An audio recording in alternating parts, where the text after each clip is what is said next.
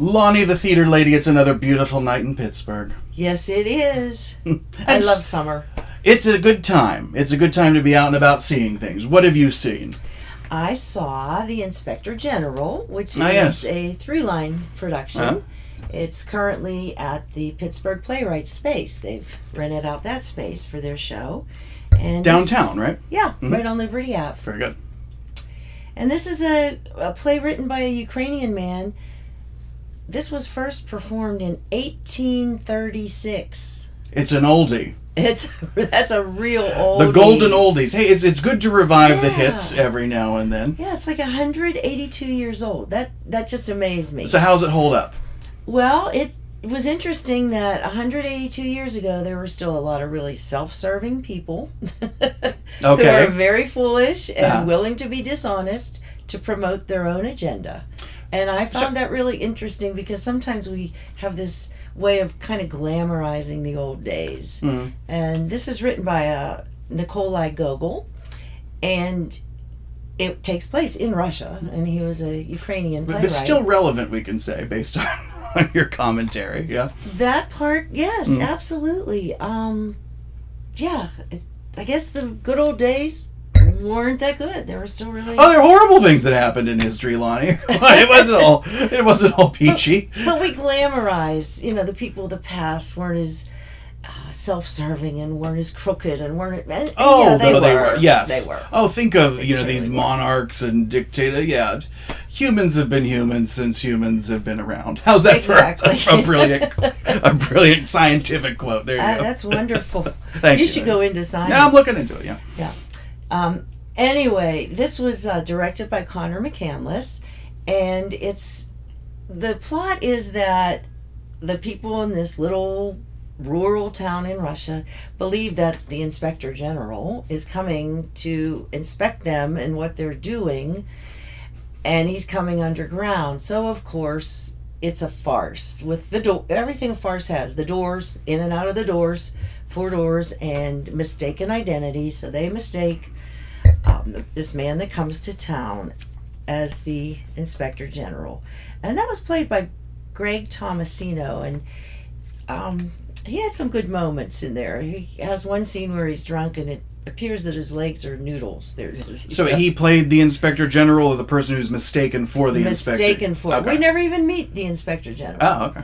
And the whole play centers around that and how all the foolish people in the town go and try to persuade him not to say things about them and not to report them. And everybody in the play was almost like the cabinet members in this small town.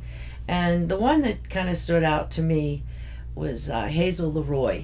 They had her in drag, and she had this scruffy looking beard and scruffy looking mustache, and the only reason I could tell at first that she was a woman because she was so effectively a man is the way her trousers fit her. That was like, wait a minute. She was playing a male role. Yes. Okay. Yes. Well, I tell you that I think really says something for your presence and your talent as a performer when you can transcend a gender role. Yes. Like that. We know she's quite an accomplished actress. She is a Pittsburgh treasure. Yes, she is. She is.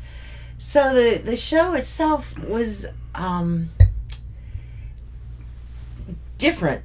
All the characters played their roles as though they were caricatures of people. They were just so fawning and pandering, and their facial expressions were totally over the top. And they wore this kind of bizarre makeup. Each of them had, like, some would have wacky eyebrows or crazy things done to their eyes to make them appear more cartoonish. We don't know what that's like at all when we, with what we do for our own vanity, do we? Nobody's plucking eyebrows or putting on mascara here, right? Okay. No, but all right, I clocked you there, Lonnie. No, this was extreme. This okay. was to make I look so human. It wasn't, believe me, it wasn't to make them look attractive in any way. Okay. Cartoons, like caricatures, like you said. Yeah. And even their facial expressions were very cartoonish. There was nothing, these are not performances that you would call like natural performances. You know how we praise people for their authenticity. It wasn't like that, and it wasn't meant to be like that. Right. And it was very loud.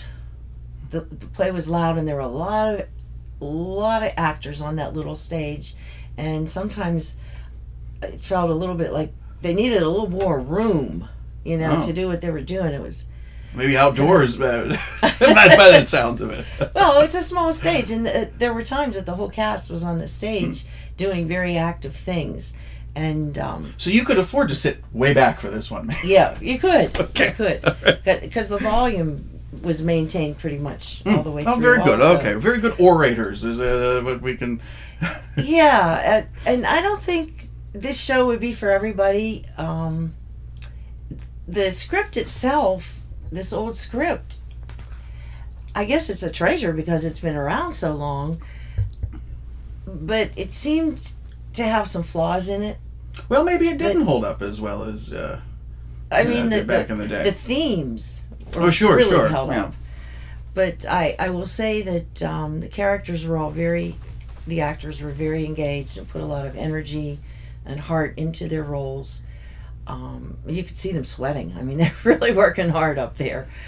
Well, yeah, when you're exaggerating and emoting to that level, that's like, we're working. It was. That's exactly what it was. It just a lot of exaggeration, a lot of over the top, a lot of cartoonishness. A lot of. And we can see this through the 18th of August. Is that correct? That is correct. Over at by Throughline Theater Company over at the Pittsburgh Playwrights Theater downtown. Right. Very good. Inspect it if you dare. Yeah, if you dare.